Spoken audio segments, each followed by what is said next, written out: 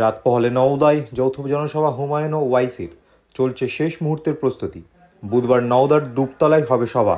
সভায় থাকবেন মিমের চেয়ারম্যান আসাউদ্দিন ওয়াইসি ও আমজনতা উন্নয়ন পার্টির চেয়ারম্যান হুমায়ুন কবির। নওদায় এজিইউপির প্রার্থী হয়েছেন হুমায়ুন কবির, তার সমর্থনে হবে সভা। সভায় কত মানুষ আসবে, সভায় কি দাবি আমজনতা উন্নয়ন পার্টির চেয়ারম্যান হুমায়ুন কবিরের। ওরা তো করেছে ৮,০০০ লোক ছিল। আমি আইবি রিপোর্ট নিয়েছি, আমার ওখানকার জেনারেল লোকের কাছেও রিপোর্ট নিয়েছি। তাও আবার গোটা জেলা থেকে নিয়ে গেছিল, লোকাল লোক ২,০০০, আর বহরমপুর থেকে আশপাশ থেকে সমস্ত জায়গা থেকে গাড়ি করে ৮,০০০ লোক হয়েছিল। কালকে দেখে নেবেন ৫০,০০০ লোকের সভা করব, ৫০,০০০ মিনিমাম। ওই জন্য জায়গাটা অনেক মাঠ নিয়ে এরিয়া নিয়ে করেছি ডায়াসটা। ওই হ্যাঁ, ডুবতলায় অনেক এরিয়ালি করেছি। আমরা লুকোচুরি খেলি না, কারোর সঙ্গে মিথ্যাচার করি না, যা করি ওপেন।